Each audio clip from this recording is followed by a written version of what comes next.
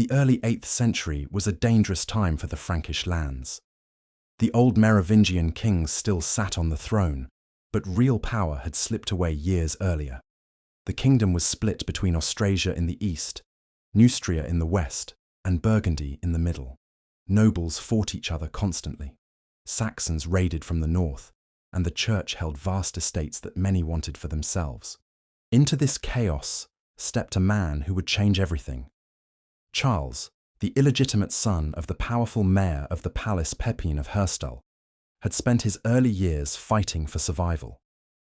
Imprisoned by his stepmother after his father's death in 714, he escaped, gathered loyal warriors, and began a ruthless campaign to reunite the Frankish realms. By 718, after years of civil war and battlefield victories, Charles stood as the undisputed mayor of the palace.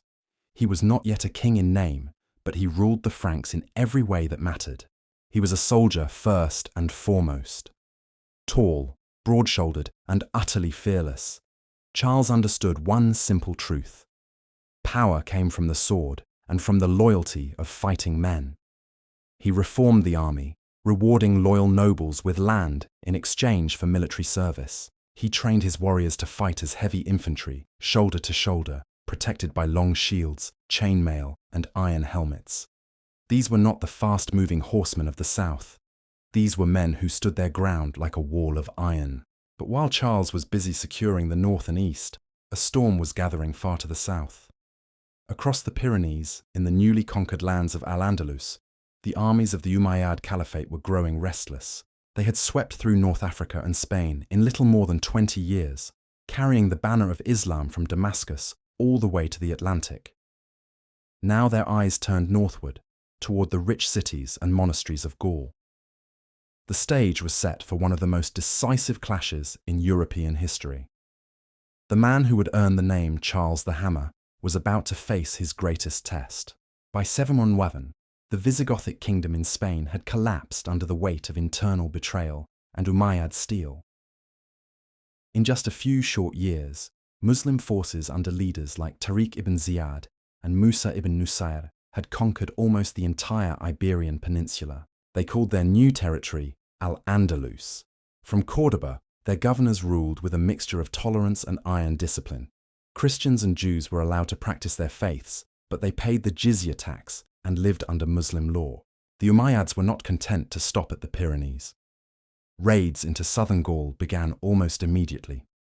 In 721, they suffered a serious defeat at Toulouse against Duke Odo of Aquitaine, but that only delayed the inevitable. By 732, a new and ambitious governor had taken charge in Córdoba, al-Rahman al-Ghafiqi.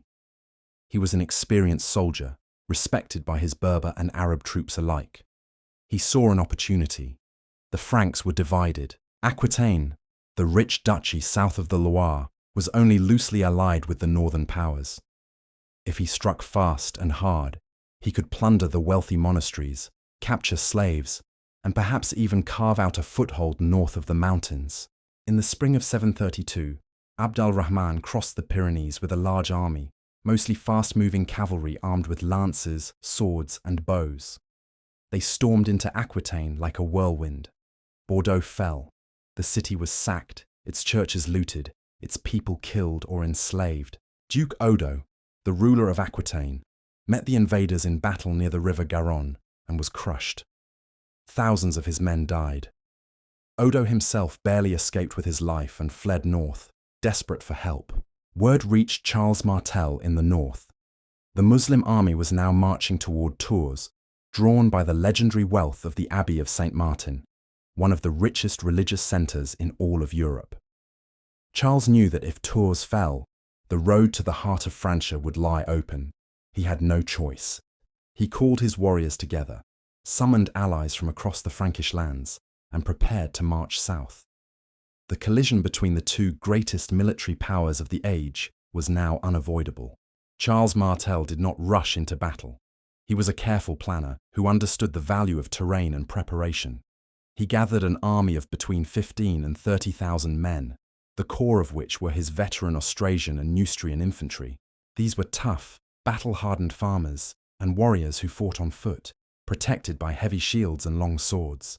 Unlike the Muslim cavalry, they were trained to stand firm in tight formations, almost like a living wall. He also reached out to his former rival, Duke Odo of Aquitaine. The two men had fought each other in the past, but now they faced a common enemy. Odo pledged what remained of his forces to the Frankish cause. Together, they would defend the north. Charles chose his route carefully. Instead of taking the main Roman roads where the enemy could easily spot him, he moved through forests and secondary paths. His scouts kept a close eye on the Muslim advance. Abd al-Rahman's army had grown rich with plunder from Bordeaux and the surrounding countryside. They were slowed down by carts full of gold, silver, and captives. That gave Charles precious time. By early October, the two armies were drawing close somewhere between the cities of Poitiers and Tours. Charles selected his ground with the eye of a master tactician. A slight ridge protected by woods on one side and the River Claine on the other. The position favoured infantry. Cavalry charges would be difficult. The ground was firm enough for his men to hold formation, but broken enough to disrupt fast-moving horsemen. On the morning of October 10, 732, the two forces finally faced each other across the field. The Muslim army, perhaps 20,000 strong or more, stretched out in colourful ranks of Arab and Berber cavalry. Their banners fluttered in the autumn wind. Opposite them stood the silent, disciplined lines of the Franks, shields locked, spears ready.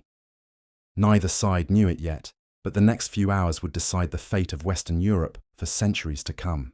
The days leading up to the battle were tense with skirmishes and probing attacks. Small groups of Muslim cavalry clashed with Frankish scouts in the woods and along the old Roman roads. Abd al-Rahman wanted to draw Charles out into open ground where his horsemen could maneuver freely. Charles refused to be baited. He kept his main force on the high ground, forcing the enemy to come to him. Inside the Muslim camp, confidence was high. They had defeated every army they had faced since crossing into Spain. Their warriors were veterans of desert campaigns and mountain fights. They sang songs of past victories and dreamed of the riches waiting in Tours and beyond. Abd al-Rahman rode among his men, encouraging them, promising glory and spoils. In the Frankish camp, the mood was quieter, but no less determined. Charles moved among his troops, speaking to the captains, checking weapons, and reminding them of what they were fighting for: their homes, their families, their faith, and their land. He knew the enemy was faster and more mobile, but he also knew that if his men held their formation, the Muslim charges would break against them, like waves against a cliff. As the sun rose on October 10th, the two armies formed up for battle. The Muslim forces spread out in wide lines, their cavalry eager to charge. The Franks stood shoulder to shoulder in a massive square, shields overlapping, spears pointing outward. The air was thick with tension. Horns sounded. Prayers were whispered on both sides. Then, with a thunderous cry, the first Muslim horsemen spurred their mounts forward.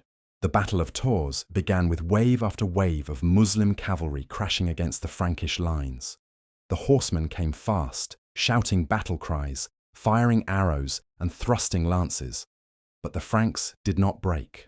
They stood like a glacier, as one chronicler later wrote, immovable and cold. Their heavy shields absorbed the blows.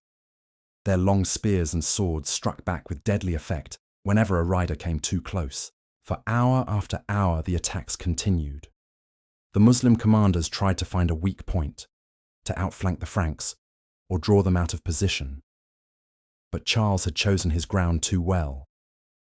The woods protected one flank, the river another.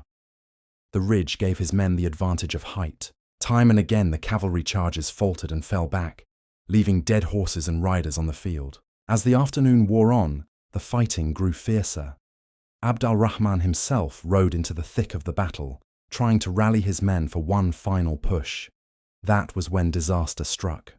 A group of Frankish warriors broke through the chaos and struck the Muslim commander down. News of Abd al-Rahman's death spread like wildfire through the Umayyad ranks. Panic set in. Some warriors turned back toward their camp, fearing for their families and the plunder they had taken. At that critical moment, Duke Odo of Aquitaine led a flanking attack on the Muslim rear. The camp was suddenly under threat. What had been an organized retreat turned into a rout. By nightfall, the surviving Muslim forces had withdrawn into their fortified camp. When morning came, the Franks advanced cautiously, expecting another fight. Instead, they found the enemy gone. The Umayyads had slipped away under cover of darkness, leaving behind their tents, their treasure, and thousands of their dead. The Battle of Tours was over. Charles Martel had won. The victory at Tours was not just a military triumph, it was a turning point that echoed across centuries. Charles Martel pursued the retreating Muslims only far enough to ensure they left Frankish territory. He had no interest in crossing the Pyrenees himself. His goal had been achieved, the invasion was stopped. In the years that followed, Charles consolidated his power. He earned the nickname Martel, the hammer, for the way he crushed his enemies on the battlefield. When he died in 741, his son Pepin the Short, and later his grandson Charlemagne, would build on that foundation, creating the Carolingian Empire that stretched across much of Western Europe. The Battle of Tours did not end all Muslim presence in Europe. The Umayyads kept Al-Andalus for centuries, but it halted the northward expansion that had seemed unstoppable. For the first time, the armies of Islam had been turned back in the heart of the continent. Many later chroniclers called it the battle that saved Christendom. Modern historians debate exactly how decisive it was, pointing to internal troubles in the Caliphate as another reason the advance stopped. But there is no doubt that Charles Martel's stand on that October day in 732 gave Europe breathing room to grow into the civilization we know today. The man they called the Hammer had done more than win a battle. He had helped shape the future of an entire continent.